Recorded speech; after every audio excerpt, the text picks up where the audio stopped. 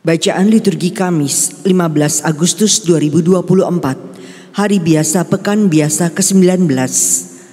Perayaan fakultatif Santo Tarsisius, Martir Ekaristi, pelindung putra-putri altar dan penerima komuni pertama.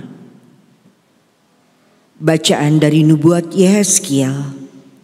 Tuhan bersabda kepadaku, "Hai anak manusia, engkau tinggal di tengah-tengah kaum pemberontak.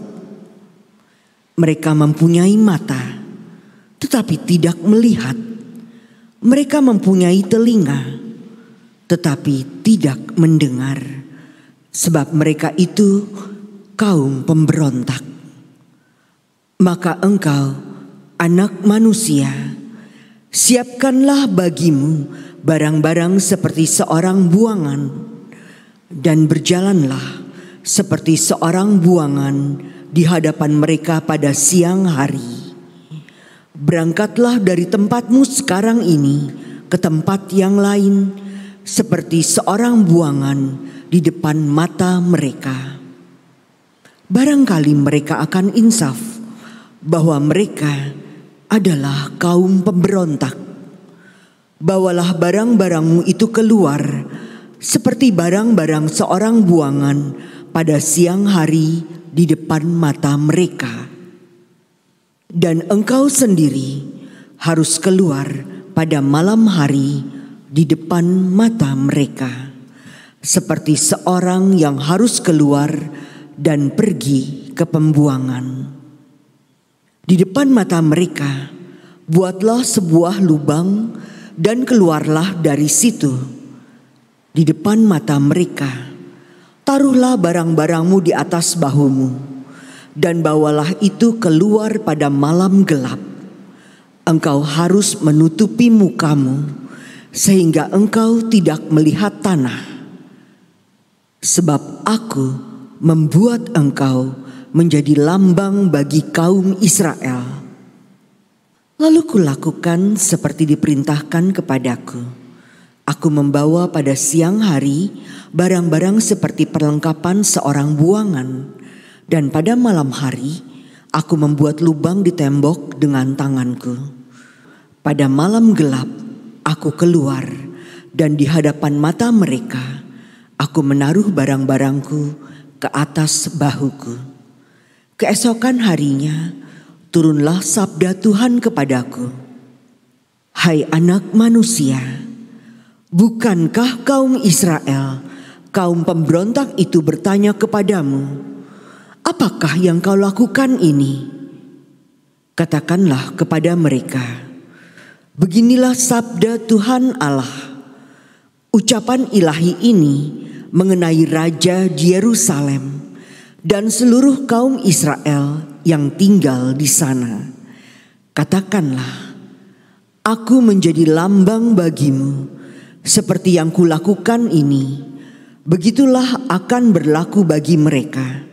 Sebagai orang buangan, mereka akan pergi ke pembuangan, dan raja mereka akan menaruh barang-barangnya ke atas bahunya pada malam gelap, dan akan pergi keluar.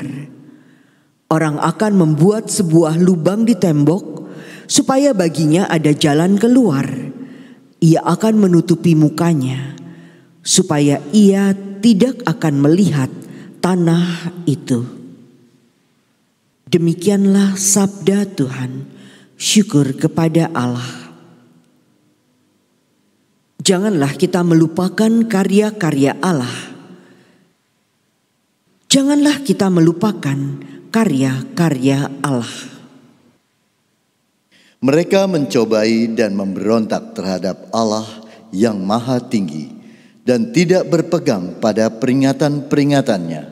Mereka murtad dan berkhianat seperti moyang mereka. Mereka menyimpang seperti busur yang tak dapat dipercaya. Janganlah kita melupakan karya-karya Allah. Mereka menyakiti hati Allah dengan mendirikan bukit-bukit pengorbanan. membuat dia cemburu karena patung-patung pujaan mereka. Mendengar hal itu, Allah menjadi geram. Ia menolak Israel sama sekali. Janganlah kita melupakan karya-karya Allah. Ia membiarkan andalannya tertawan, membiarkan kebanggaannya jatuh ke tangan lawan. Ia membiarkan umatnya dimangsa pedang, dan murkalah ia terhadap milik pusakanya. Janganlah kita melupakan karya-karya Allah. Haleluya, haleluya, haleluya. Sinarilah hamba-Mu dengan wajah-Mu, dan ajarkanlah ketetapan-ketetapan-Mu kepadaku. Haleluya, haleluya, haleluya. Inilah Injil suci menurut Matius. Dimuliakanlah Tuhan. Sekali peristiwa, datanglah Petrus kepada Yesus dan berkata, "Tuhan, sampai berapa kali aku harus mengampuni saudaraku jika ia berbuat dosa terhadap aku? Sampai 7 kalikah?" Yesus menjawab, "Bukan hanya sampai 7 kali, melainkan sampai 70 kali 7 kali. Sebab hal kerajaan surga itu seumpama seorang raja yang hendak mengadakan perhitungan dengan hamba-hambanya. Setelah ia mulai mengadakan perhitungan, dihadapkanlah kepadanya seorang yang berhutang 10.000 talenta. Tetapi karena orang itu tidak mampu melunasinya, raja lalu memerintahkan supaya ia beserta anak istri dan segala miliknya dijual untuk membayar utangnya. Maka bersujudlah hamba itu dan menyembah dia, katanya, 'Sabarlah dahulu, segala utangku akan kulunasi.' Tergeraklah hati raja oleh belas kasihan akan hamba itu, sehingga hamba itu dibebaskannya dan utangnya pun dihapuskannya. Tetapi ketika hamba itu keluar, ia bertemu dengan seorang hamba lain yang berutang 100 dinar kepadanya. Kawan itu segera ditangkap dan dicekik. Katanya, 'Bayarlah hutangmu.' Maka sujudlah kawan itu dan minta kepadanya, 'Sabarlah dahulu, utangku itu akan kulunasi.' Tetapi ia menolak dan menyerahkan kawannya ke dalam penjara sampai semua utangnya ia lunasi. Melihat itu, kawan-kawannya yang lain sangat sedih, lalu menyampaikan segala yang terjadi kepada tuannya. Kemudian raja memerintahkan memanggil orang itu dan berkata kepadanya, 'Hai hamba yang jahat, seluruh hutangmu telah kuhapuskan karena engkau memohonnya. Bukankah engkau pun harus mengasihani kawanmu seperti aku telah mengasihani engkau?' Maka marahlah tuannya dan menyerahkan dia kepada algojo sampai ia melunasi seluruh utangnya.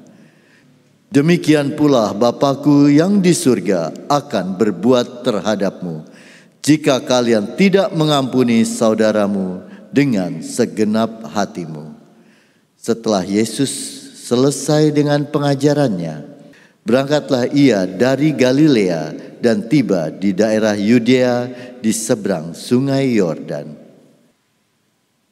Demikianlah sabda Tuhan. Terpujilah Kristus.